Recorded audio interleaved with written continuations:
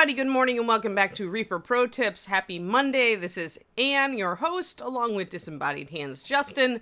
I don't know that we have any other Disembodied Hands today because Kickstarter fulfillments. What's up, guys? Oh, Quindy's here. We have Disembodied Hands, Quindy. Of course. Quindy does a ton for us. Probably does more work for us than, like, actual employees. Hey, guys. Huge audience. Oh, noes. Hi, everybody. Everybody who normally watches the Kickstarter streaming is watching me. Is that what you're saying? Well, now I'm kind of sad that we're not working on something that has more progress on it. But let's go down to Mushroom Queen. So it's Mushroom Queen Monday because I forgot. Actually, I took her out of order last time. Apparently, I skipped right over it. Spooky Ghost Quindy is always here, of course. Ah, and there's the ReaperCon thing. Okay, so WJ, tips on how to deal with the Texas heat. Don't go outside unless absolutely pressured. Texans are really, really good at air conditioning. And honestly, when I lived in Texas, Texans considered it kind of weird to be outside. Compared to, I've lived in Wisconsin. I've lived on the East Coast. I live now in on the West Coast. And in all of these places, it is normal to, keep your windows open, and hang out on your back porch and all that kind of thing. Texans have it down to a fine art where they spend, in the summer, as little time outside as possible. I think Arizonans probably have the same thing. Hey there, Motor City Ray. It's good to see you. Hold on. I'll get to it, KSB. Tomorrow is Two-Headed Troll Tuesday for you. Alrighty. But yeah, no, seriously, Texans have it down to an art. I've noticed this. I noticed this during my 17-year tenure in Texas. But yeah, so now I'm out here and people are wandering around in the summer outside. It's so odd. So yes. Oh, yeah. I gotcha, W. Yes, yeah, suffering. And yeah, when your power goes out, it's no fun either.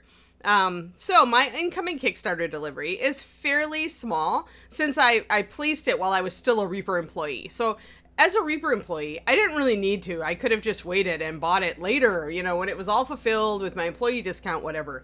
But I always like to support the company. So I actually did buy in on Bones 5. I did order my paint. I did order, not the Forster's Favorites, but I ordered the new stuff. Always order the new paint. Always order the new paint. Otherwise you'll regret it forever. That's all I'm saying. But that was the last set of paint that I made for Reaper.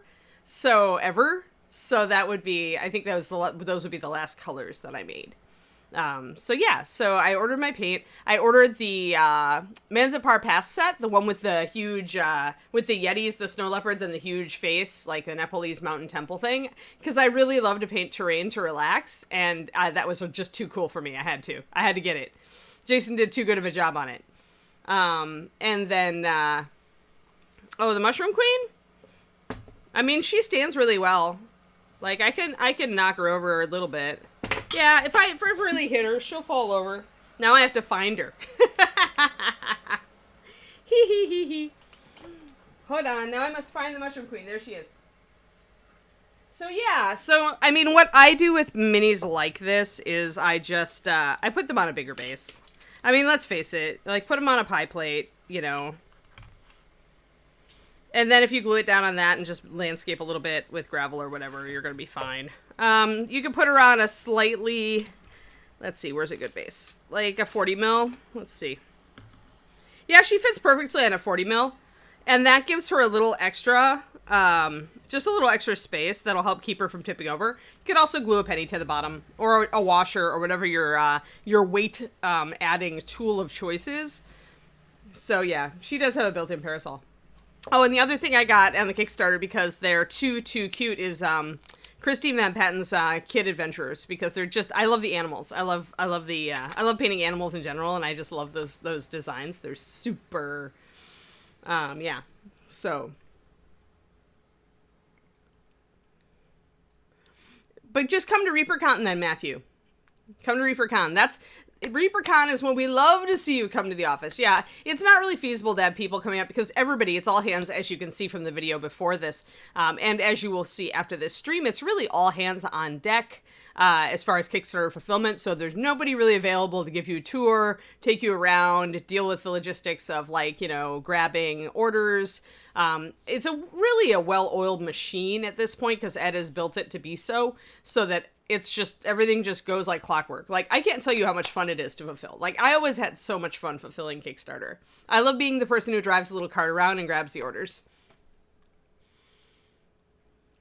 Yeah. Sometimes you can, for those really big models where even a 50 millimeter, you could always use a DVD. Like, that's old school. I always liked maybe going to Hobby Lobby and just getting one of the kind of oval wood plinths. That can work really well because you can paint that and it's not going to rub off like a CD. Although if you prime the CD, it's probably okay. But who has a CD now? Like, who even has those anymore? Like, maybe some people have a stack sitting in their closet that they haven't thrown out yet, right? Ah, yes. Good. Well, then we'll see you then. Yeah, it's all good. ReaperCon is in Texas, WJ. It is in Denton because that's our Reaper hometown now. Reaper came to be in Louisville, but then we moved up to Denton because we could get a space that was big enough. But it's in the north side of Denton at the Denton Convention Center. We tried to improve it. The problem is, Rex, that it's really, it's a balancing act, haha, just like the Mushroom Queen, where more material and more weight means a higher price for you guys. So, whereas if you go out and buy a bag of bases, it's super cheap, right?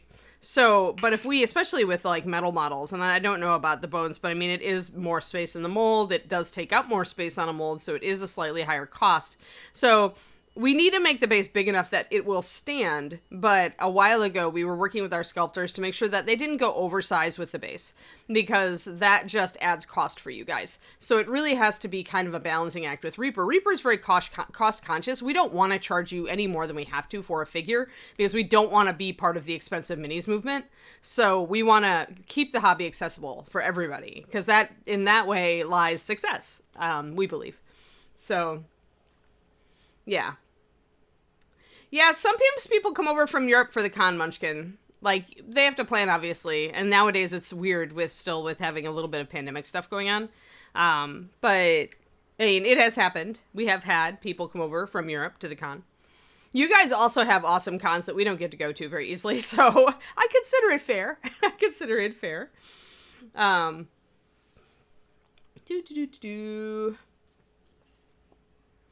Let me see here, just coming up. All right, maybe another time. Well, yeah, most people start saving a year in advance. Like, I know a lot of people who are on tight budgets who come to ReaperCon and pretty much start saving a year in advance, putting aside like $10 a week or whatever. Whatever you need to make your goal, right? Maybe you need a little more than that, but but yeah, so you can do it. You just need to save for it. We would love to see you if you ever do, Munchkin. But otherwise, there will be parts of it that are streamed live, so you will be able to participate long distance. You can always order the swag bags and things like that, so you can still participate. It's just you won't be there in person. 2 kids. Yeah. Well, Kev White hauled his whole family over. It's doable. It's just expensive. Probably not worth it if your kids are small. Yeah.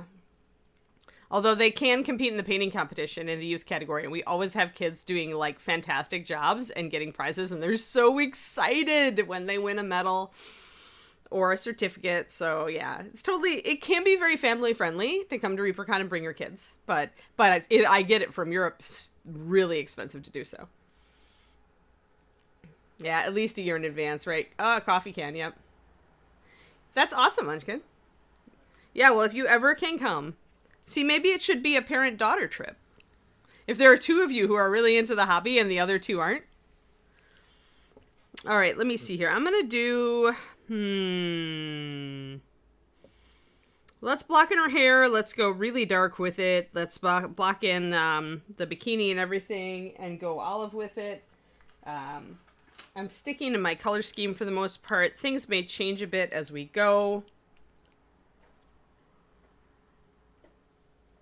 Hey, Double subiversary, double subiversary, double subiversary, double subiversary. Thank you, Kariniko. Happy double subiversary. Awesome. I think that's the first double subiversary I've sung. No, maybe David Clearman. Maybe D. Clearman got it. But yes, it's almost, if not the first, it's the second double subiversary I have sung. Yes. Yeah, it'll be an online component, Rubigon. It is a lot of effort and time to, like, do that in addition to the regular con, but we definitely will have some virtual stuff for you guys who just can't come.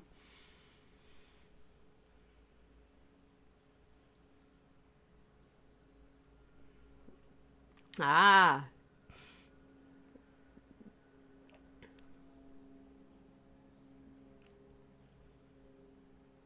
Yeah, Kariniko. I'm sad to hear that you're still in. Thanks for sending me a message. I hope they let your kitties come visit. Can your kitties get in as therapy cats? Frayed Brush, 10 months. Thank you. Oh, we got Jedi Jared. Wait, did I sing you a song, Jedi Jared, back? Maybe I missed you. Maybe you, if you subbed during Reaper Live or something else for 24, then I missed it. I think you guys, because we got so many people in chat, you guys are flying today. So I'm like, wait. I need to be able to see everybody's chat. It's so hard. I can't keep up. Ah! Oh, good. Maybe you were my first one then. Sweet. Yeah, I mean, if you're in the hospital, least I can do is sing you your double subiversary song. But I still think you should get therapy kitty visitation rates. All right. Oh yeah, and Krios, I missed you. Oh no. Yes. Oh, you. I see. You were not subbing. You were wishing good wishes. Yes. Good. Hi. Yes. Hi. Sorry, I'm trying to keep up with chat. It's very hard. So we're working at Mushroom Queen here, guys, and we're using a color scheme that we got from the Monster Manual because I liked it. I'm having to adapt it because Mushroom Queen is not designed like the Mushroom guy in the Monster Manual. Let me whip out the artwork for that, and I can show it up on my top monitor. There we go. Got it. Tilt it away from the, so it's the bigger guy. Let's see, can I get up without, and there, big guy. Yeah, him. So I still have to take his pinks a little fleshier. I need more olive green, a richer olive green on parts of her, and I need to get that brown in. But I may only do the brown on the base because I don't really like the idea. She doesn't have as many sections to her body as Mushroom Dude does on the art. So we don't really have a lot because I want her skin to be really pallid and inhuman, so. Cats are considered a biohazard. Oh my. Okay, when you go home, you need to get little vests for your kitties with the biohazard symbol. Or if they have collars, you should get a little biohazard symbol and send a picture to your doctor and go, really?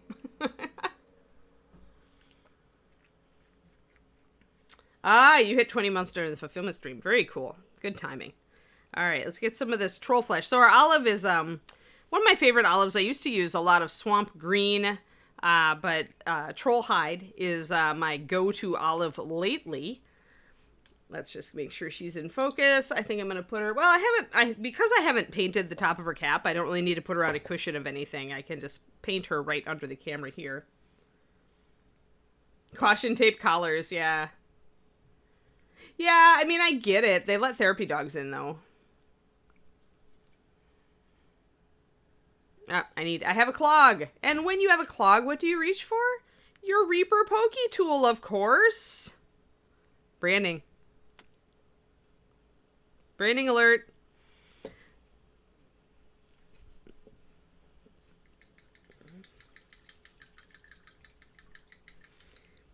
Yeah, I agree, KSB. I think that I really like that artwork. Like, sometimes the 5e artwork is hit or miss for me, but that particular mushroom one is really well done. Really like it. All right, let's get this. Then let's build a highlight for it and another highlight for it. So when I start to create my own triad, I tend to work in 4s, 2s, and 1s. So for my base or shadow, where I want this, since this is a dark color, it's going to be more of the base because I want her bikini to go darker, because her skin is so pallid and I want contrast. So yeah, Pokey Tool. Thank you, Quindy. Quindy with the link. So essentially for that, I start with the 4 drops. Then I know I'm going to be building probably a couple of highlights. So I go from 4 drops to 2 drops to 1 drop, and I just lay that out right away. Then I consult my sticky note cleverly stuck to the item number of the model to see what I did. And I did a mix of troll hide, driftwood, and bleached linen for the skin. So I want it to go up, but I think I wanted a more vibrant green. So what I'm going to do is go straight to bleached linen. I'm not going to put in the driftwood brown. Driftwood brown is a really kind of a biscotti color, and it will really mute, just like her skin is kind of muted. It'll mute out her the green color. I want it a little more vibrant for her clothing. So I'm going to try this and see if I get a color I like. I'm going to start with a 2 and 2 and see if I like it before I build my other highlight. Where's my water? Water! Uh-oh, need to refill. Need to refill. I'm going to do the base coat at about a 4 to 1. I'm going to do my first highlight at a 2 to 1. So 2 drops of water for 4 drops of paint. And as I go up, I continue doubling the amount of water. So if I go to 4 drops of white with this, I will go to 4 drops of water. So it's 1, and then it's 2, and then it's 4. The opposite, you'll notice, of the paint. So 4 drops, 2 drops, 1 drop. So I invert it. Oh, oops. Reaper should make me a custom pokey. I do need a dog pod pokey tool. That would be fun. I would like that. What I am gonna do though is I'm gonna put a drop of water in here to keep my paint wet while I figure out what I'm doing with the highlights. So essentially putting a drop of water, it's gonna surround that drop of paint. It's gonna keep it just fine for a few minutes while I work with the highlight. So this is going to be a much richer green because I didn't add in that driftwood. However, that is pretty light already. I'm kind of thinking that actually I need to go a little less. So what happens is when you've got a pigment that's really strong and you're working with a paint that's pretty transparent, which is this lovely olive. Olives tend to be built off of yellows, and yellows tend to not have coverage. So this is not a detriment. It's just a fact of life. Let me see. So now I've got 3 drops there. I'm going to try a 2 to 1 instead. Maybe I'll try, let's do this. So I'm going to go 2, but I'm going to do 4 drops of troll. There. So when you get this heavy load of white that bleached linen has in it, it hits that translucent paint and just explodes and really lightens it fast. Hey, salad. Salad. I could have a painting big one. That would be cool. Having my dragon head. Although it doesn't make a very good pokey tool unless you put it on like an amulet of some sort. I mean, Fulfillment Stream is just streaming fulfillment, Shadow Raven. They're actually streaming the factory fulfillment. Although maybe they did a pre-stream, but otherwise, it's just you watching little Reaper people running around, filling carts and shipping out or boxing up stuff. All right, so there we go. There we go. That's a little better. And then when I go back here and mix up my regular olive, let's try that. Now, some of you may notice I did not rinse out my brush between mixing this up and going back to this. There's a reason for that, is that this amount of white, even the small amount of white in this paint, adds coverage. So since I am using this for my base coat, just using my dirty brush and mixing up this this troll hide doesn't appreciably change the color of the troll hide, especially once it dries, but it will add coverage. Even that little bit of white.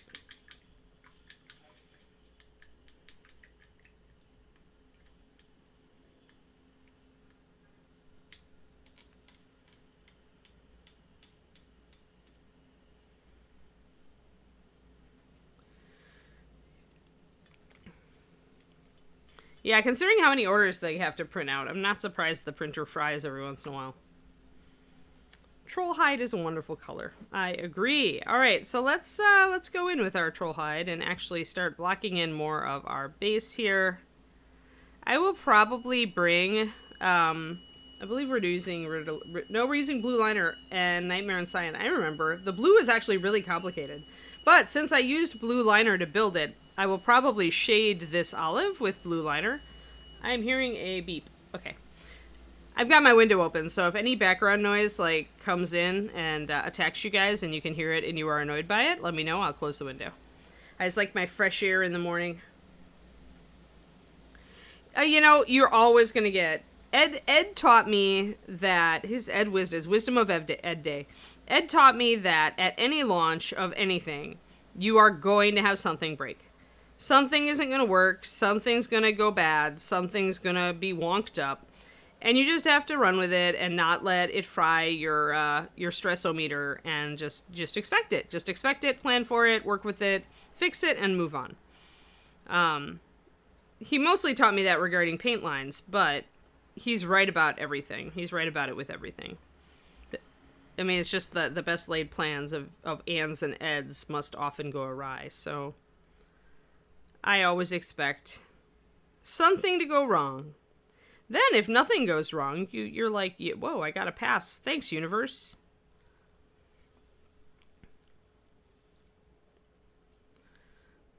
We could have lots of the wisdom of Ed. Favorite Ed quotes. Favorite Ed stories. If only I had an Ed here. But, I'm sure you guys get plenty of that with Reaper Live. You really don't need more. So, putting in the darker green really makes a difference. Makes her skin suddenly look a lot paler. So I like that. My palette is not from Dick Blick. My palette is actually from Cheap Joe's Art Supply. Sorry, needed to jump in there real quick. We have a link for it. My brushes are from Dick Blick. Absolutely. But Dick Blick does not...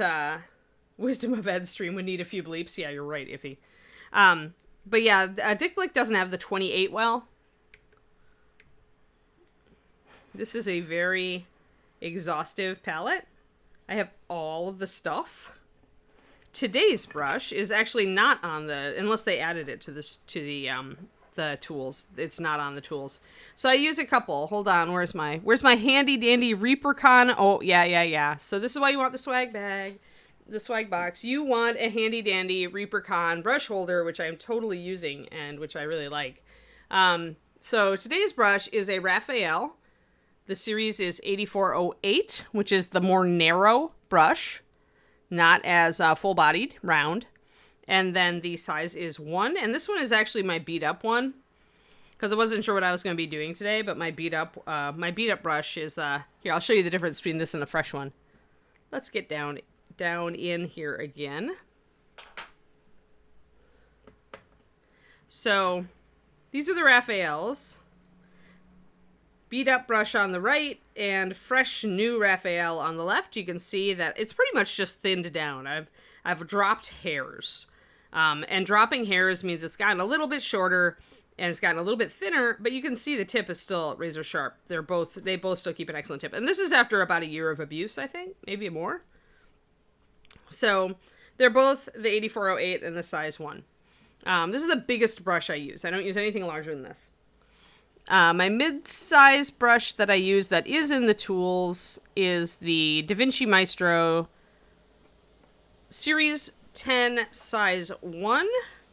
I have a fresh new one that I haven't even taken out of the tubule, but I'll take it out of the tubule for you guys to show you the size. Comparatively speaking, we'll use our fresh Raphael, and then my other brush that I use an awful lot lately. It's a 28. It's a 28 well. It's got 7 across and 4 deep. So that's my brush sizes, guys. There's my finger for frame of reference.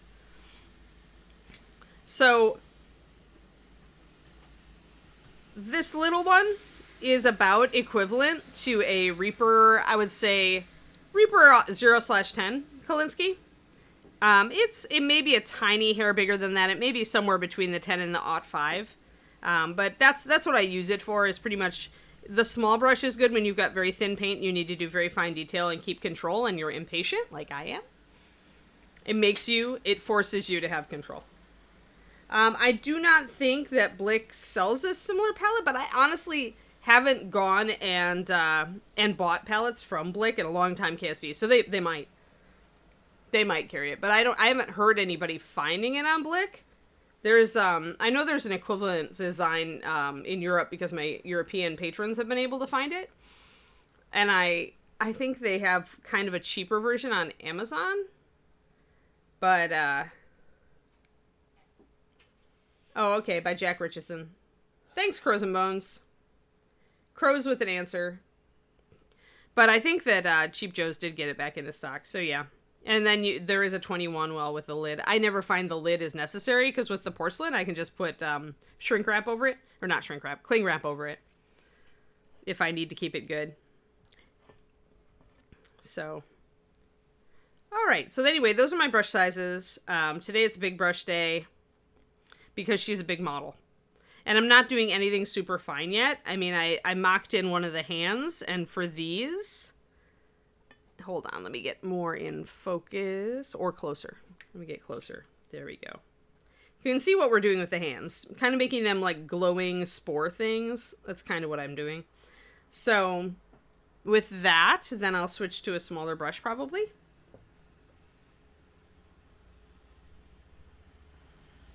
Ah, cool, Uyulala.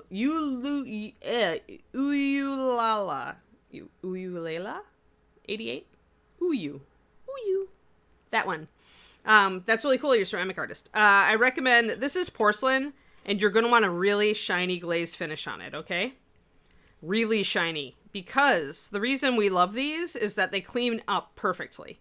So essentially the porcelain surface really sheds the paint, and when you use like a green scrubby or a non-really abrasive surface, you can pretty much get it back to pristine with just soaking it in hot water for 5 minutes. Maybe sometimes I'll spritz a little cleanser in it if I've left my paint to dry in it. But usually I just need a little green scrubby pad and hot water, and it cleans right up perfectly. If you use anything less than the shiniest surface you possibly can get, chances are the paint will find something to adhere to. So keep that in mind when you're making your ceramic for pellet. Yeah, it's just, I really like a clean palette. I hate palettes where the paint clings. It's just not a happy thing for me. I like it because the white palette reminds me of like just the white sheet of paper, right? All right, well, let's go back to our, since I answered the brush question, let me reacquire the brush I was using. Retubule my fresh new Da Vinci Maestro Series 10 size 1. Just because I haven't yet used it. It has to keep that new brush feel. I got it out for my birthday, and then I promptly got distracted. Alright, so I'm putting these back on the Reaper brush holder, which is so handy. Tiny brush and giant brush. There we go. Yeah, high gloss. Super high gloss, you. I mean, you should use both, really. I mean... Whenever you're starting to paint, you should use both. You should try both. You should become familiar with why they work and what they're good at so that you know what they're good at. There are different reasons to use each. And there are people who glom onto one and don't ever go to the other, and sometimes that limits you in your painting style, and they're fine with that. Essentially what the well palette is good at is very thin paint applications. So if you think that your style or the style that you really like is to do like perfect blends and really micro fine tight work, then the well palette is probably, if you do a lot of glazes and you don't want to have to mix every brush full of paint when you're glazing, then the well palette is your baby.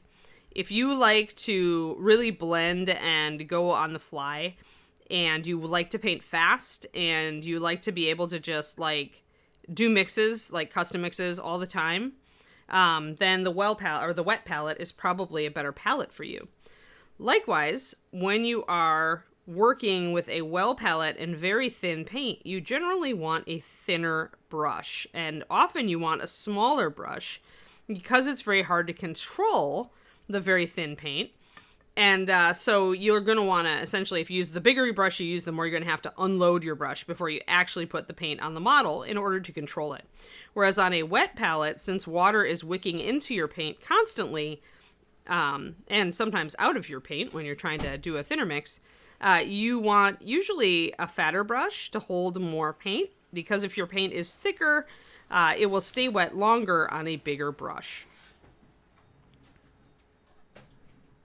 I learned this from Sergio's class, where I was forced to use thicker paint and a bigger, thicker, fatter brush, at which point I did some comparisons and realized that this is actually the main difference between the two palette types, in my opinion. Because you can use thicker paint with a well palette, but it's really not recommended because it's going to dry right away. But if you put water in your paint, and you tend, like me, to put a lot of water in your paint stays good for hours. Like, I add maybe one brush full of water to this, like maybe at the hour mark, and it keeps going. I used to just load up my palette and paint at Paint Club, and my paint could stay good for 4 hours, no problem.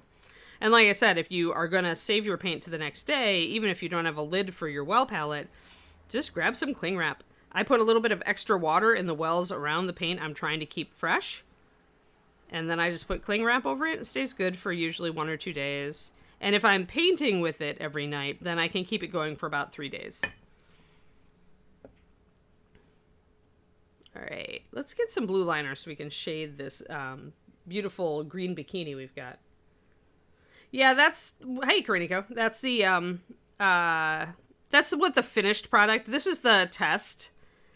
Okay, so when you have an idea in your head, it always helps to take a small spot on the miniature and kind of finish it out. So it's essentially, this is a proof of concept.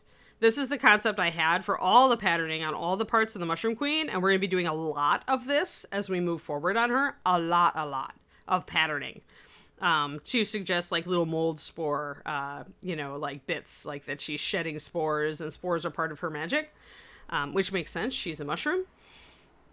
But I wanted to finish out the concept here to make sure that I liked it before I went any further on the model. And since I did like it, I've abandoned that now to go back and block in some other stuff before we continue on with this.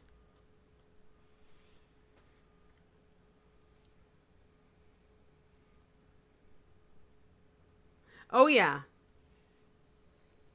The metallics are heck to clean up if they dry in the well, and the reason for that is that when you want a paint base for metallics, you want it to be as clear and as shiny as possible, otherwise your metallics won't look shiny.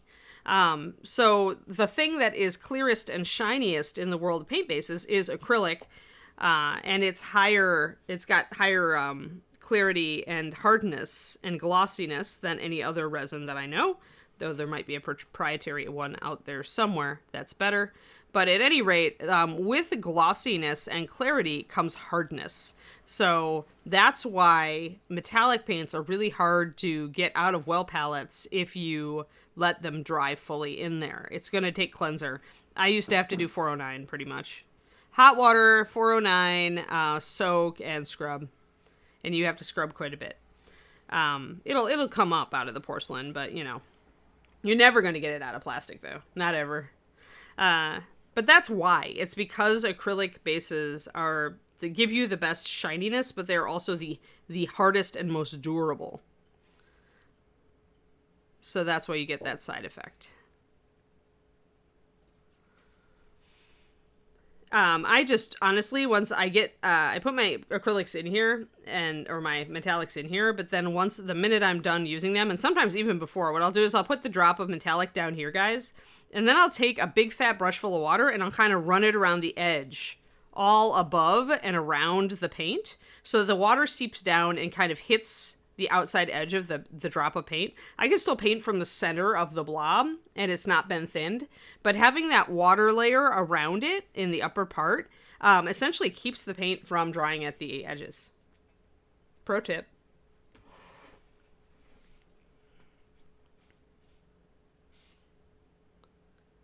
Hey, we call this show Pro Tips for a reason. I seldom really, give you any, but...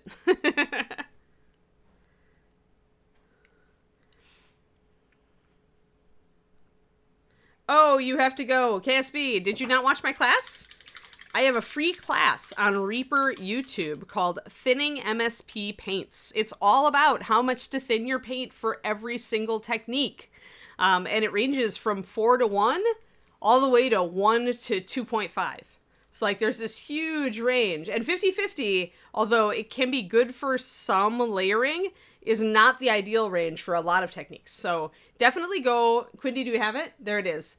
Thinning MSP Paints, lunchtime, resumes at 1. Well, the Reaper stream, that's an automated John message, I think. So essentially Reaper's taking a lunch and the Kickstarter fulfillment resumes at 1. But at any rate, so Thinning MSP Paints. Go take a look at it. Watch it. It is free. It is a free ReaperCon class. It is going to be there forever because I considered it so useful that I wanted it out there for you guys for free. So take advantage of this. Take advantage of my generosity. You don't have to go find it. Quindy just linked it. So just click it through and keep it in your browser till you have time. Or just copy the link. One or the other. Yeah, also Cranston has a point. If you want a summary of it, you can go to my Patreon, which is patreon.com/paintingbig. And I have some free content up there, including the free PDF summary of that class. So go watch the video and then go to my Patreon and grab that for free. It should be a public post. Just scroll down a bit. I do some fun public stuff from here and there on my Patreon, so it's not all gated. And if you feel generous and you want to help support me, take a look at my Patreon. I do stuff like I do on stream here, but it's a lot more focused. I'm not as distracted by chat all day long. We don't switch topics all over the place. And it's more, I think, more useful in a 20-minute video than in a 2-hour stream. Yeah, please, everybody. If you're having trouble with your stream, if you're having trouble with airbrush, then you should go watch Aaron Lovejoy's House of Vex, which also is on the Reaper YouTube, I think. He has very specific ideas about how little to thin paint and what pressure to shoot it at. I think he uses his paint thicker and shoots it at a higher PSI, if I remember. I am not an airbrush person yet, though eventually I'm hoping we have enough room for an airbrush station set up, and then I may commit. Guys. Aw, thanks, Frisian. 40 PSI, thank you. Aaron's just, he'll take a lot of the work out of the basics for you, and then all you have to do is develop your control and your skill and your familiarity with the tool. So, highly recommend Mr. Lovejoy on the airbrush. Highly recommend anything he does to teach you how to use it. Aaron's a great guy and a good teacher. All right, I want my blue liner so I can put some shadows in here. Where is my blue liner? It is hiding.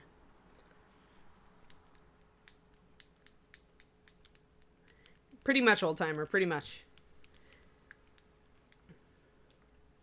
What was the Mark Twain quote I heard yesterday? Dang it. Oh, I know. Well done is better than well said. There's your Mark Twain quote. There's your awesome Mark Twain quote for the day. Well done is better than well said. Or well thought, or well read. Well done is better.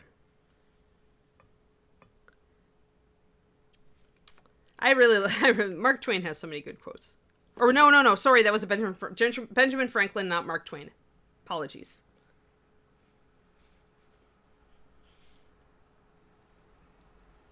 Good, KSB. Excellent.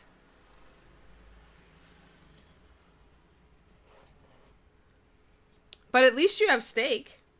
I mean, you could argue if you're me that mooing is better, and so you shouldn't have ever even done it. But y'all can make all those steak comparisons. And that's fine. But for anything other than steak and chicken has to be done well. For anything other than raw meat, I'm going to argue that doing it is better than talking about it or reading about it. All right, gonna just do a 4:1 with my blue liner here because I want a really strong dark line.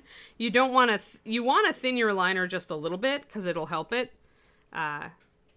flow off your brush nicely. But if you want a dark line, you don't want to thin it very much. So I might actually even put a bigger, yeah, we'll see. We'll try this. We'll try to 4:1. 4:1 is what I usually like.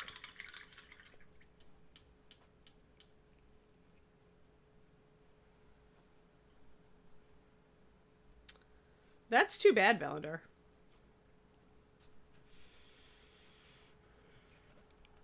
I'm sorry that you can't hit the 40 PSI. Then, I guess you just have to, like, you know, forge your own way. Break your own path, right? Blaze your own trail. You're going to have to figure out what works for you instead of joining everybody else's cult. So, I'm going to refocus. All right. So I've talked about this before, but notice I'm rotating the model. You're all getting like upside down feelings now, but that's all right. You always want to, when you're doing detail work, and lining is detail work, but you always want to turn the model so that you can still paint with a comfortable hand position. This is going to help your brush control a lot, because if you're always doing the same kind of stroke from the same kind of angle and your hand is relaxed and uncomfortable, you're going to build brush control a lot better, a lot faster. So always like move the model around. Don't try to contort your brush hand and come at it from the right angle. Use the brush hand at the same angle, more or less. I mean, I vary probably within a 90-degree arc. I can paint very well like this, and I can paint very well like this. This is definitely my expert stroke, though. Coming in from the side with this, my hand is really relaxed. It's not nearly as relaxed when I turn it up like this. This is very relaxing. So that's my best. I can do really, really super fine detail and precision with that, because that's how I paint all the time. Oh, Reaper has a compressor. Of course Reaper has a compressor. Yeah, Reaper is, I mean, we're having fun working with, like, Badger, and, like, I think Ed is happy because he enjoys airbrushing and has been good at it for a while, and so this is the opportunity for Reaper to help the hobby further embrace airbrushing.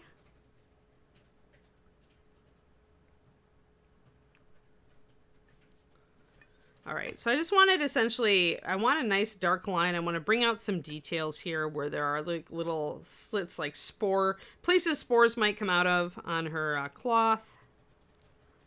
She's a plant, so her human likeness is not perfect. She's just kind of creepy. So I'm not really using this for shading so much, although I am a little bit. But I'm using it to bring out these finer details that Christine put on here.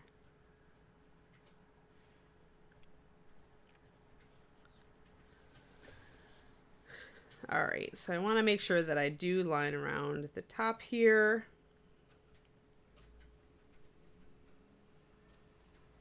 Oh, good. Yeah, if you paint, especially if you paint from the side like this, I'm not really putting any pressure with my index finger at all at KSB. I'm mostly using my hand, my wrist tilt. You can't buy that, Robin. You can only develop it by good hard work. But you know what? The thing about miniature painting and hard work is that it's really not hard work. It's fun. You gotta turn it into play.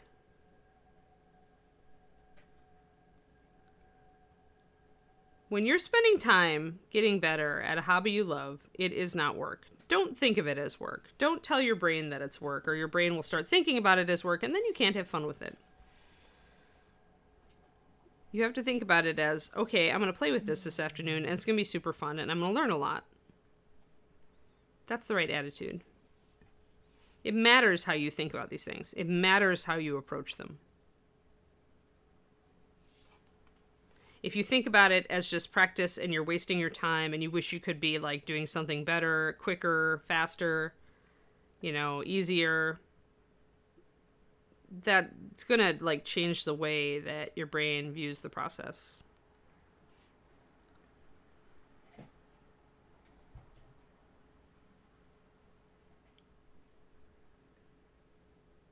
And the process should be fun. You could be working, for gosh sake. Instead, you're painting miniatures. What the heck?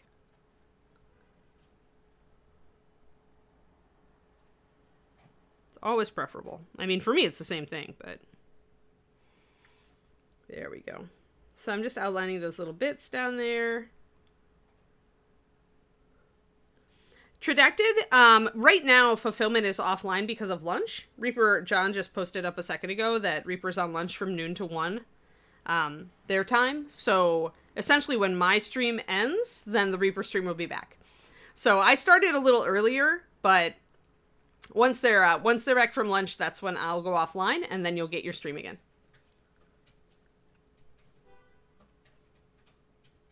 Yeah, and then as Quindy pointed out, when the regularly scheduled streams are on, the fulfillment stream will go down, and then it'll go back up. Oh, good! Of course he painted it all red, KSB. The only other, of course, would be if he painted it in Rainbow Bright colors that are sparkly.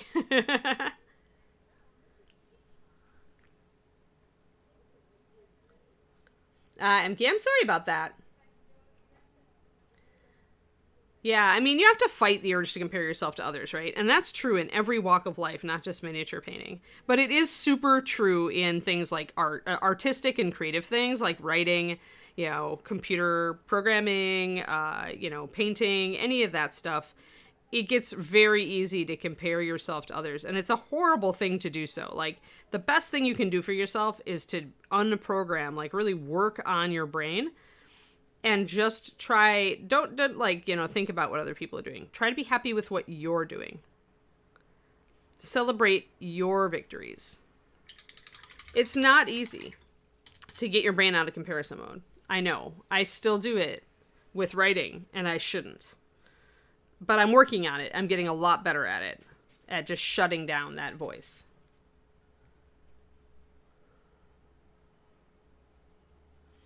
Not sure, Matthew.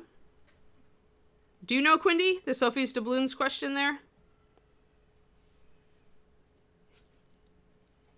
Some Reaper stuff I have to defer to people who are more in the know about anything other than paint. But yeah, on the comparison thing, I feel you. Just try to start fighting that. It's something you can change. You can always change your mind. Might take work. But it's so much fun to paint with friends, and the thing is that if there is somebody who paints better than you, ask them to show you their tricks. Like, that's an opportunity. If you have a good painter in your group.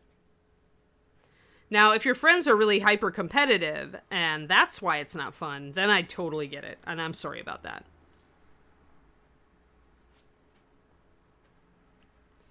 But ideally, in a paint group or a paint club, you've got people who are good at some stuff, other people are good at other stuff, and you can all learn from each other. That's the best part. If you can find a group like that or build one. We miss our paint club.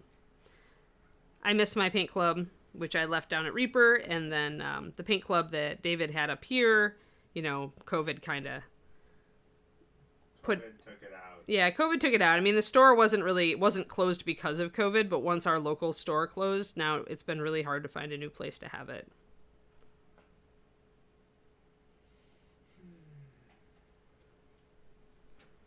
I'm going to make her hair dark and see what I can do with it.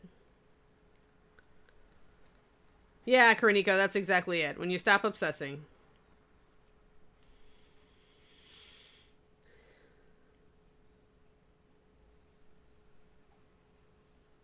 Oh, channel points. Okay. Yeah, I agree, Krios. You do get better when you teach.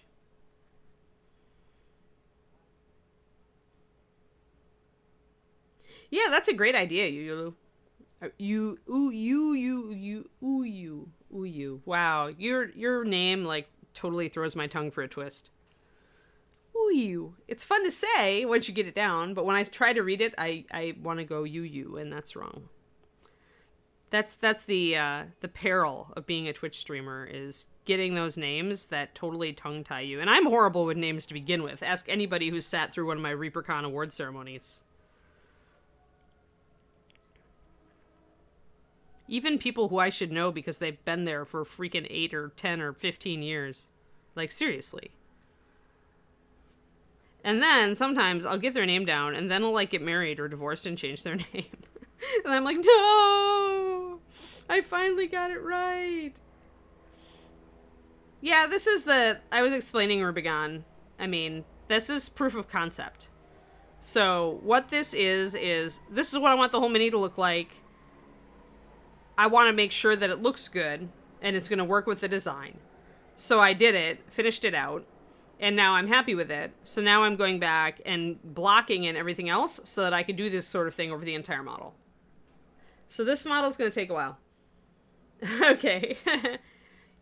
Oh, is it you, Layla? Like Redwall? Although that's different a little bit.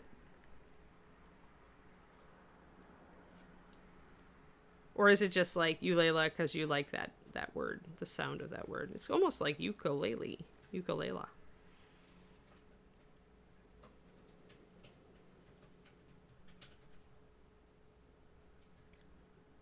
Yeah, that's ukulele. I know. I knew it was different, Valendar, but still, it's very similar.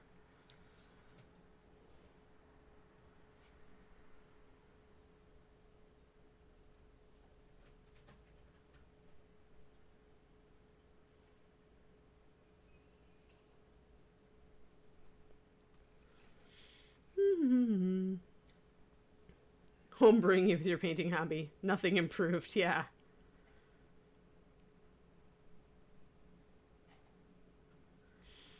Yeah, sure, Matthew. I do it a lot if I'm really not sure that I'm gonna like it. Like if I'm not sure if it's gonna work.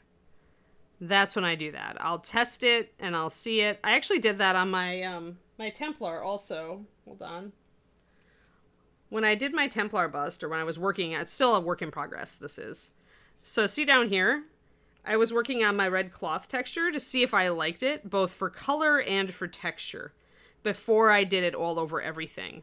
And like when I was working on this Sky Earth area, I did it on one area to see if I liked it, and then I decided I liked it, so I started working it over the whole model.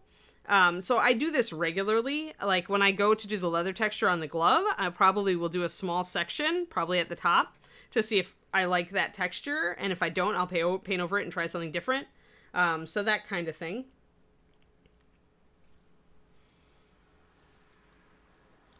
Really, KSB, I mean, what I like to say is maybe aiming for a standard isn't like quite like what you want to do. Maybe work on it technique based. Like whatever you want to get better at, and it'll probably, like, almost anything is going to make your tabletop better. Okay. Like any amount, like I always tell people, if you want your tabletop to look better, work on contrast. So work on putting dark colors next to light colors, work on popping your highlights, that kind of thing. Yeah, thanks, Matthew. That's my next competition entry. It'll probably come to ReaperCon if I appreciate it, or if I finish it. Sorry, brain going, reading chat, doing stuff. Yeah, I stream on my own channel on Thursdays at 4 p.m. Central, right before Reaper Live, essentially. And I paint the competition pieces. So that we've been working on that model a lot while I work stuff out. So if you're ever curious how you tackle like big, ambitious competition pieces. So she has some hair up under here too. So I'm going to just come up and block that in my blue liner.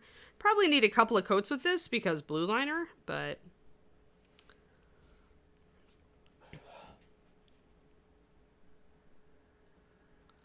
I also haven't highlighted or done anything else. As you can see, we've just got a base coat on the back here. Crappy plus plus. Funny. Yep, yeah, that's the fear factor, Basement Forge, for sure. Yeah, perfectionism can be the enemy of the anything.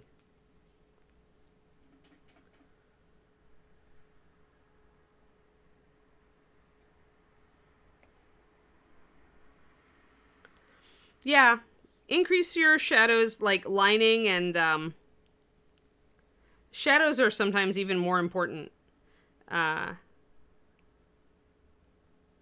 was talking about that where was it? It's either on my Patreon or here. I think it was on my latest Patreon video, where when you're working with pale colors, your shadows are actually more important than your highlights. Because it's your shadows that are going to give you the contrast that brings out details. Whereas when you are working with dark colors, your highlights are your most important because it allows you to define those areas and bring out the details. So, but just on a very basic level, what I always tell people, if you're painting for tabletop, do what I'm doing here and alternate mid, dark, light, mid, light, dark, alternate these things. Because alternating between darks and lights is your best tactic to make a model look good on the tabletop. Like, even if you only base coat and line it, if you have alternated your lights, mids, and darks, the model will look better. Period. Hey, Miss Tim, thank you for the resub. 18 months, year and a half. Oh, super. Crappy plus plus is going to be your new pet name for bug lips. Quindy, you're terrible. Oh, boy. Quindy bringing the spice today. Spicy. Did he do something that displeases you recently? That's just awful. And yet, it's so funny. So I am going to bring in some blue highlights on this dark hair. I noticed what I have here is I don't have anything super dark. Like, I have a darker blue here, and actually my lining on the glove here is, the gauntlet here is quite dark. It's almost blue liner. But I don't have a true, like, really close to black, so I want the hair to be that, I decided.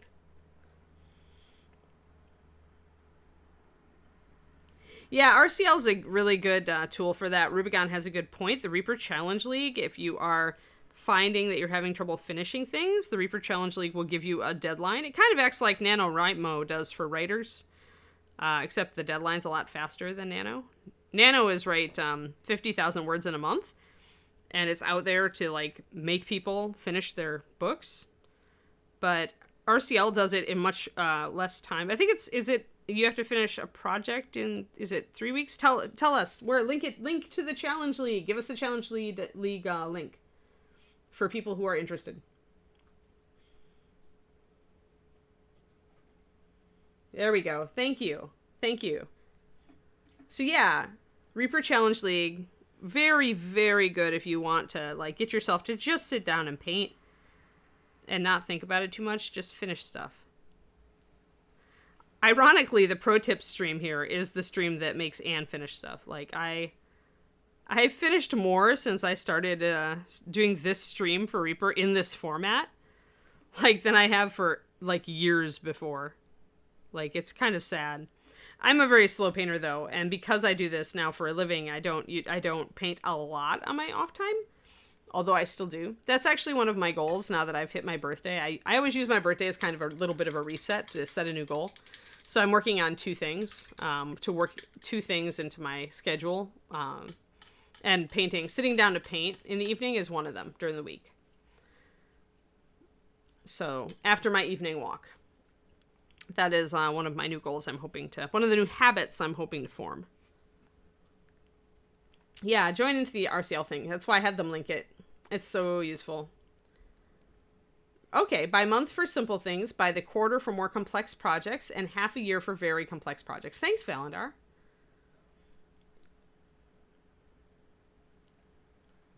Yeah, you just get better by painting. I mean, that's exactly it. Valandar has it, like, on the nose, guys. You don't have to try even to improve, because at some point, like, just painting is going to make you, one, it's going to make your brush control better. Two, it's going to make you more familiar with, like, just controlling the paint. How thin do you need the paint to be? How much do I have to unload my brush? Which brush is best for me, right? All of that, those are things that you're going to internalize over the course of just painting more. So just joining the RCL and doing some projects, you should see a boost in your painting ability. And then, if you feel like you plateau, come on over to the Reaper Discord, or if you're on my Patreon, to my Discord, and ask for what is the next thing I should work on. Like, what's the next technique I should try to get better at? And chances are people will give you suggestions. One of them will resonate with you and will give you a direction. And that's just a really effective way. If you would like to be just a little bit of a better painter, just paint a lot. And then, when you feel like you're at a good level, but maybe you can improve a little bit more, ask people what they think your next step should be.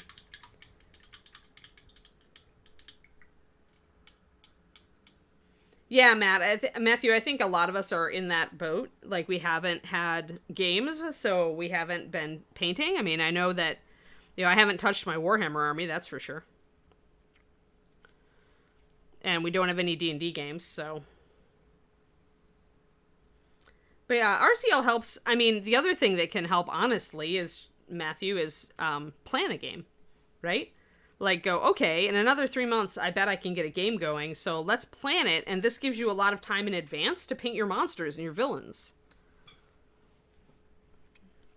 Alrighty, let's see here. So I'm going to start highlighting this green.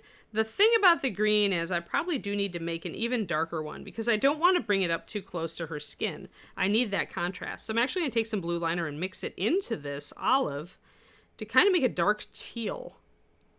And I'm going to use that to shade this this green. So that color looks like, just gonna keep adding some blue liner until it goes kind of almost like, it almost looks like ancient oak now. I like to throw a black base so you guys can see the actual color in there, because sometimes the white palette bleaches it out. But it's almost like ancient oak, except a little bit darker.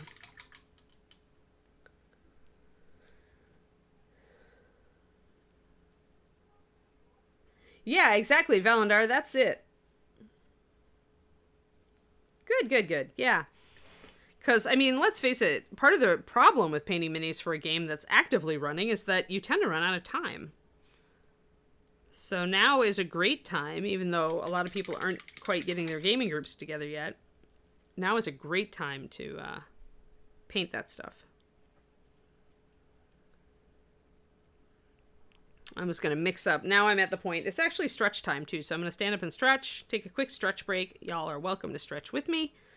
Let me just get these mixed up. I'm just adding like a drop or two off my brush of water to each of these colors. That's pretty much every hour. I just need to add like that, and they'll stay at perfect consistency.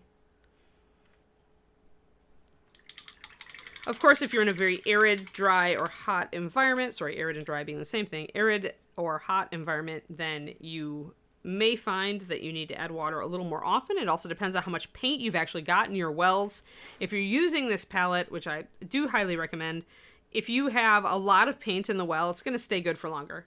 If you build a small puddle, it's going to, and I actually built this down to a glaze so I could do some shading with it, as you can see. If you have a tiny amount of paint in the well, it's going to dry a lot faster. So that's why I always recommend, if you're having a problem with well palette and your paint dries too fast, it's probably that you don't have enough paint or you don't have enough water in the mix. So you always want to work with like a 5-to-1 at least, 5-to-1 paint to water at least. And that's for base coats, wet blending, things like that. And you want to have, I like to say, at least 8 drops of paint. 6 drops is about minimum probably, but 8 works better. And that's paint plus water. So if you like have a 5-to-3 or you have a 6-to-2.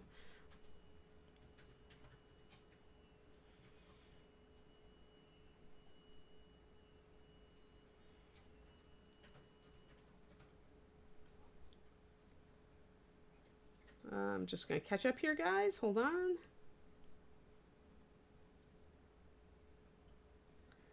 Oh, nice. Yeah, 1 month. Thanks for all the links there to the tools. Oh, yeah, Richard. They linked it, but it's Cheap Joe's Art Supply. And it's porcelain palette. It's the 28 well. The reason I really love this is that the wells are much smaller. You know, like the big flower wells that you see, these, like, my thumb fits in them. So they're small enough that you only need to use, like I said, 6-8 drops of paint, and it'll stay good for hours. Especially if you notice it started dry kind of and get tacky around the edges of the well, that's when you drop a water into it and mix it up. I'm going to do a stretch real quick, guys. Let's see here. Oh, yeah, Frisian. I never strip it. My paint is, I'm like Rhonda. Bird with a Brush, Rhonda Bender. She and I pretty much agree. We use our paint so thin that we can just paint over it. We never need to strip. Never need to strip the model. All right, so if you've been sitting around for like an hour, like I have been, get up and stretch. If you feel like it, it's good for you. Your spine will thank you. Stretch, arms over the head. Remind your spine and your head that it can lean back and not just lean forward.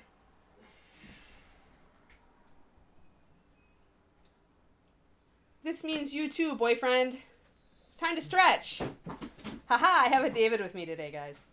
David, we have a really big audience today because everybody was watching the Reaper fulfillment stream. They're all just AFK. Yeah, they're all just AFK. You're right. We don't really have a big audience. So behind the back, I like to grab an arm and kind of like pull it a little bit gently to stretch out the shoulder. Be gentle with yourself, though. If you haven't stretched a lot, it can hurt when you first start to stretch. There we go. I'm going to do one floor stretch, and I'll be right back. Basement Forge takes offensive at that. He's coding. He's not AFK. I need to do my child pose. Thank you. Actually, I need to do my cat cows. I did a forward fold in my hood. Your fell hood? onto my head. I didn't mean to wear the hood of the hoodie. Mm-hmm.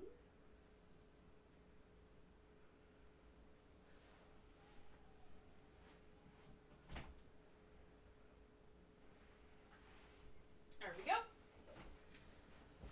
I'm going to turn my fan. All right, all nice and stretched. Time to get back to work. Hey, I found my glue cap. Like a month after I lost it. Doesn't really help, does it? Now that your glue's dried out? Yeah, I know. I put the nozzle on it, but still. Alrighty. Oh, people have lots of dragons coming. Well, that's exciting. Well, okay. Well, those of you who don't know how to use an airbrush should learn. Oh, sweet. Yeah. Yeah, so the key to this one, Matthew, like I said, is using enough drops of paint. And if you use at least 6 drops of combined paint and water, it'll stay good for a fair amount of time, like an hour. It's pretty warm and pretty dry here in Northern California, where I am in the South Bay. And still, I didn't need to drop water into this and reconstitute it a little bit until an hour into stream. So it's pretty good. Like I said, if you want to preserve it, what I usually do, like if I was going to try to preserve these colors, is I would put a drop of water from my dropper in each of the wells around the paint, just one, and then put saran wrap over the top. And the saran wrap sticks really well to the smooth ceramic surface. Just fold it around, and it'll stay good for usually a day or 2 if I don't touch it. And then depending on how much paint is in the wells, and then if I use it every night and then rewrap it, I've been able to go for about 3 days before I get annoyed at it. At that point, sometimes you'll get dried grit around the edges, you know, and then your paint's just not ideal, so you just want to remix fresh paint. But still, for a well palette, that's perfectly acceptable, I think, as far as lifetime. Oh, nice. Nice Vex, yay. Lurking and working. Good deal, Otter Mama. Yeah, so Ed's house paint brush, is that what I'm hearing for you, Crows? Hey, it's Bob and Julie. Hello, Bob and Julie. Big stream today because it's Reaper's fulfillment stream day. So after I'm gone, Reaper will be scuttling around on camera, fulfilling people's Kickstarter orders. I can't wait to get mine. I don't actually remember what else I ordered. Like, that may have been all. I don't remember. Like, there was a lot of stuff that I wanted, but I decided I would wait on it and get it a little bit later. Like, there's a lot of stuff I like in the Greek mythos, and I think I need to get a couple of those, especially to work on stream here. Oh, doing class prep today. Very cool. Paint roller. Yeah, there's so many good dragons this year. I mean, there's good dragons every year, don't get me wrong. I was tempted by dragons, but I still have dragons that I haven't painted. And I've kind of been trying to control myself. Since my the last Kickstarter, I haven't pledged for anything else. Trying to hold myself to a no Kickstarter in 2021. Trying to watch my budget, because I went a little overboard last year. I bought so many pretty 75mm Kickstarters. Oh, that would be like $200, Clavicus.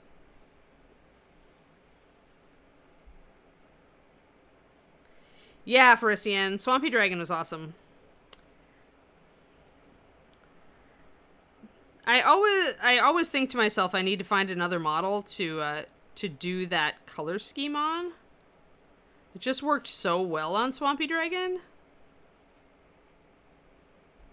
Just wanted to line the fingers here. It's what a lot of new painters don't do, and you always should. You should always line between the fingers. You don't have to use a really dark color to do it, but you do need a little bit of shadow there to make the hand come out. She's wearing a ring on this hand, and I really wonder if it's like, you know, a ring of like animal control or something. I think that it's likely. That way she can control fungus and underground beasts.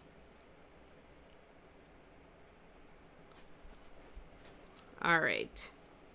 So I'm going to take that blue liner plus troll mixture, and I'm going to put it in the shadows. So pretty much on the underside of everything that I want to be dark, this dark green. So I'm not going to pay attention necessarily to details now, but I'm going to block in shapes. So wherever the light source is coming down, and I've gone a little bit glowy with her skin tone. Technically this hat should be shading her skin, but I want her face to come out, so I ignored that. Conveniently ignored that. But otherwise down here, on the sides here is probably going to be a bit darker. Like under the arm. So I'm going to block that in darker.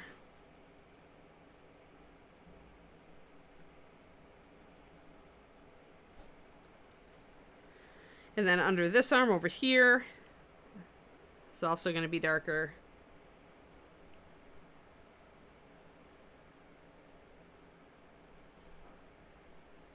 You can just paint a darker color if you want, Sitara. I'd like to use liners because they thin easier. They're a little more translucent, and so they actually make, I think, a better shader when you're trying to create a blended effect and you don't want like a lot of harsh lines. It's very easy to thin them down. You only thin them a little bit and they get to a good consistency for this. So I do tend to use liners as shaders. And they also come in enough colors to always be able to get like something that's usable. But yeah, I mean, I also use walnut brown a lot for lining. If I want, essentially what I do is if I want a very stark or heavy line or heavy shadow, then I will use like black indigo or walnut brown or something like that. But if I want a more blended effect, like I do here, where I want a more natural shadow here, then I'm probably going to use liner or another paint mixed with liner. Just because I know it's really good. Oh my gosh. 3 mammoths. Bye, Miss Timp.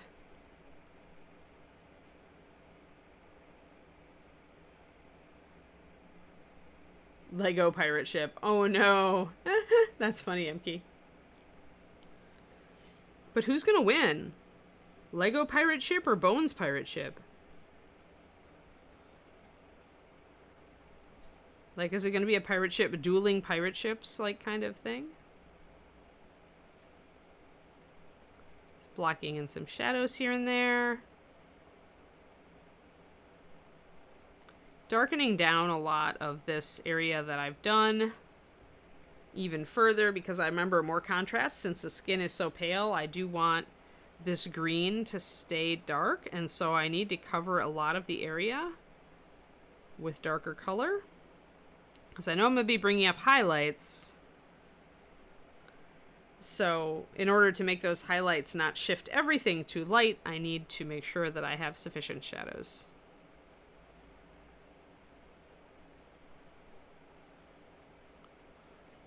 Otherwise, when I start highlighting this dark green, I could have easily pushed it much lighter, and then I will lose the contrast with the skin. The skin won't look as pale and glowy if that happens, and I want it to keep that kind of pallid underground look, so I'm concentrating on that. Oh yeah, the minute you get into resin prints, like, if David and I buy a 3D printer, it's going to be dangerous. Luckily right now we don't have anywhere to put one. So we're not in danger at the moment, but I expect us to become in danger at some point. We're safe right now, Frisian, don't worry. Alright, I need to line the back here just a little bit. I want to get some of these vines kind of blocked in a little.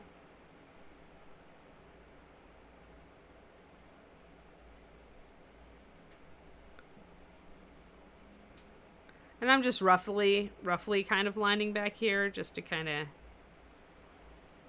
figure out where I'm going.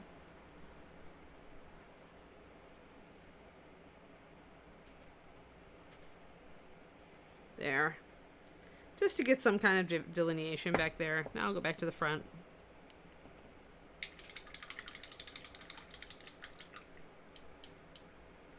Yeah, that's what, I don't know. I've been pretty good about not backing stuff since my last Kickstarter. I've got all these, the thing is, Frisian, I've got all these beautiful models right now. The Camelot ones that Big Child put out, and the Muse ones that are based on beautiful canvas artworks, and the Limbo one where I've got my giant wolf lady who's like sitting here waiting for me to get to her. Like, so many beautiful Kickstarters.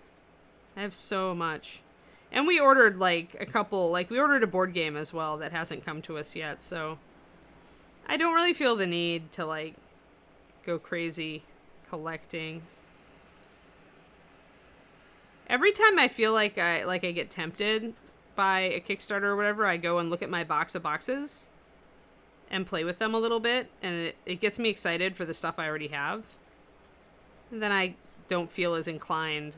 Like, these days, it really has to be good. Like, I have to be able to look at the model and say, oh, wow, I can see myself really painting that. I know the color scheme I'm going to use. I can't wait, yada, yada.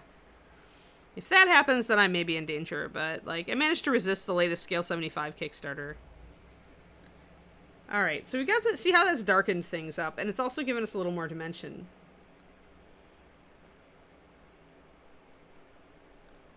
Oh no, KSB. Oh yeah. Yeah, the creature caster girl. She's nice. I'm not been in the mood for a giant project again because she's very large, so.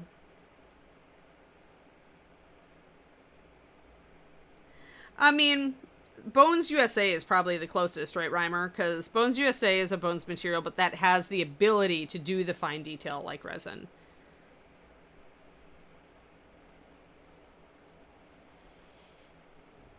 Alright, I think we're good. I think we can start highlighting our olive stuff. I've still got my shadow in case I get a little bit too light with it. So we'll go and we'll start and we'll see.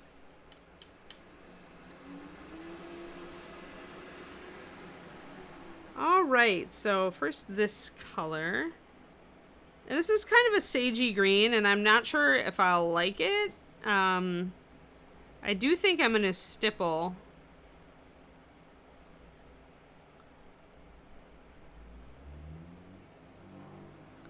And see if I like that pattern.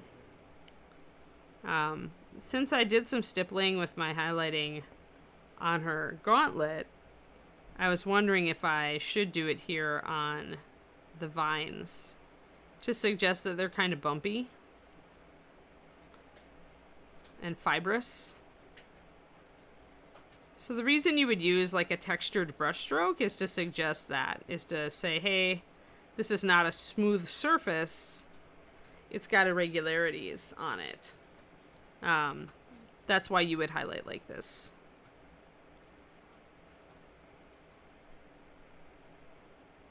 But you would still put your highlights where they would normally go.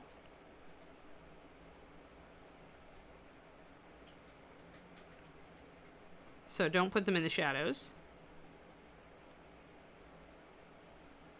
And when you get down to these fine details, you need to kind of keep your highlights on those little details. So maybe you need to make some really micro little dots if you're going to try to suggest some texture down here in these strands that are much more fine. And again, we don't want to go all the way up into the shadow.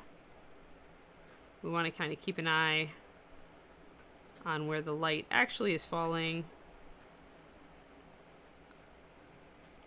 to create that textured effect.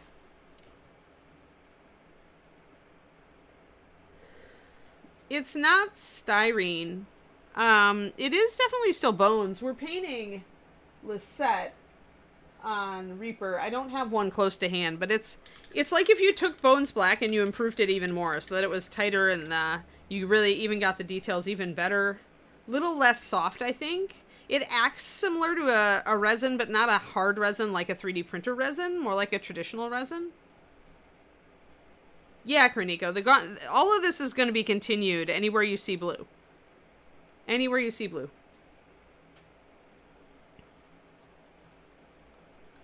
But today I decided I wanted to get more of her clothing kind of figured out, so. Yeah, the blue is kind of like magic, so it's radiating out from her mind and her hands.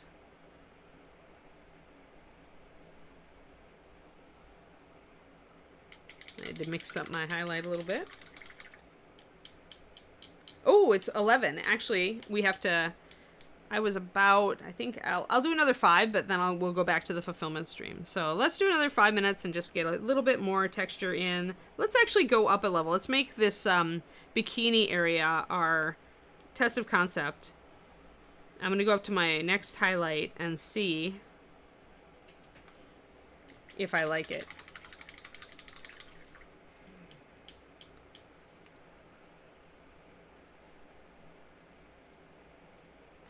Yeah, thanks for tuning in, those of you who don't normally tune into my stream. It's been nice to have extra peoples.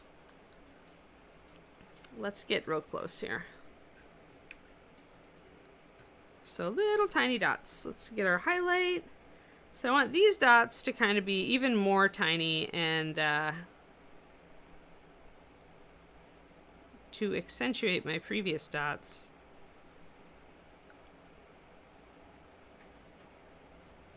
You can also use them as little fill dots where if I missed a spot, but I want to focus them on the very top parts. Yeah, I hear you, Shawnald. Yeah, normally people are at work. I know. That's the problem with being in the morning stream. That I don't get to see my Twitch friends as often as I would like to. I do really appreciate all of you who show up. Even when you just have me streaming in the background. I'm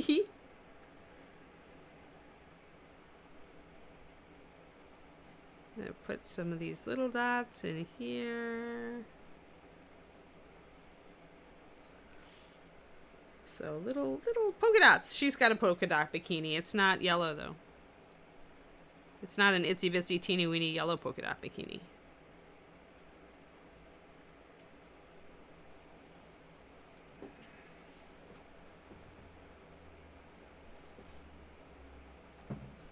Pretty much I'm just going to use my lighter color to make even finer dots or to accentuate the pattern that I already have.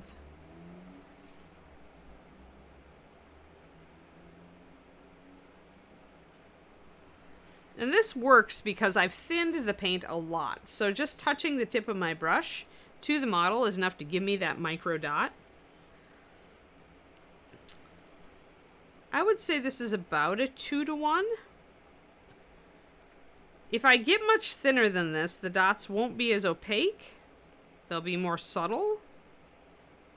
And this texture would start to look more like a wool almost, instead of kind of lumpy. Yes.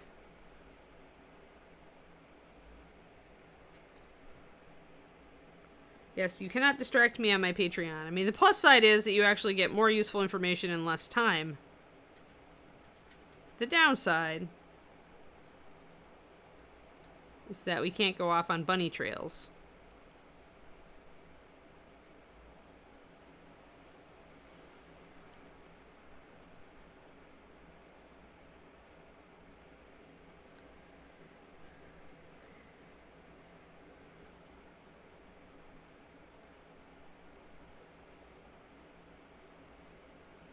Oops, sorry, got off camera. All right, so pretty much.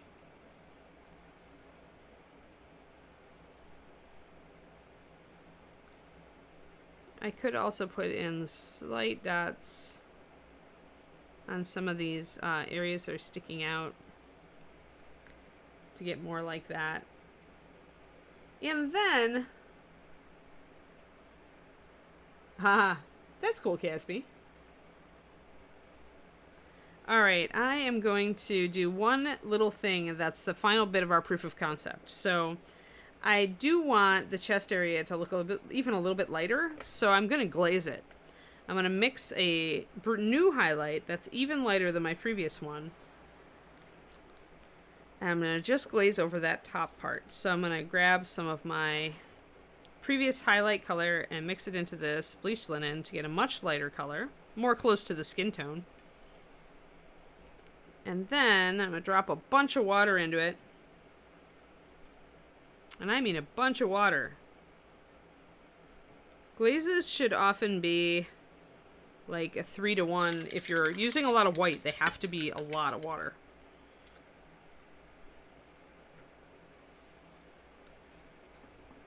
All right. Then we're going to try to just grab a little bit of this on our brush, just a little bit, and paint it over this upper area. We're going to very specifically paint it over the upper area. We're not going to let it pool. And if we see pooling, we have to take it away. We have to get our brush in there and pull it off if the paint pools. But we should be able to do a glaze to make that top part look just a little lighter. Yeah. And still keep our texture. The other thing the glaze will do is it's going to blend in our texture just a little bit. So if you want our texture to get more subtle, this is a technique we would use. And that will lighten that up there, but because I have her hair here and her hair is still dark, I can get away with that. Down here, I definitely want to keep it tight. I want to keep this more dark, all the little strands here, because her skin is so pale. But here, between her pale skin and the bikini, I have the hair, so I think I can get away with raising that up a little bit without losing detail. All right. Okay, there we go. So now we've done our hour and a half. We can return you guys to your regularly scheduled Reaper Kickstarter fulfillment stream. Thank you everybody for tuning in, especially if you can't normally tune in. Like I said, I totally appreciate it. Reaper really appreciates it too. What we did today, as we talked about contrast, we talked about proof of concept, which is doing kind of finish work on one small area of the model to kind of try out a texture or a look or a color scheme before you put it everywhere, just to make sure that you like the look and that it's doing what you want it to do. We talked about lining and shading and using liners as shading. We talked about textured brush strokes like our stippling up here. And I think that's pretty much what we touched on. So thank you all for coming, and this has been Anne with Reaper Pro Tips. Tomorrow is going to be Jeannie Day. We're almost here. Let's grab Jeannie real quick. Boop, she's almost done. I've been saying this for 3 weeks. So tomorrow is Jeannie, and I think it might be like, I think we just have to do like the highlights back here. I think we did everything else. So yeah, it's going to be Jeannie time. So do show up tomorrow. Thank you all for coming today. And yeah, have a lovely, lovely painting day. And we'll talk to you later. Bye, everybody.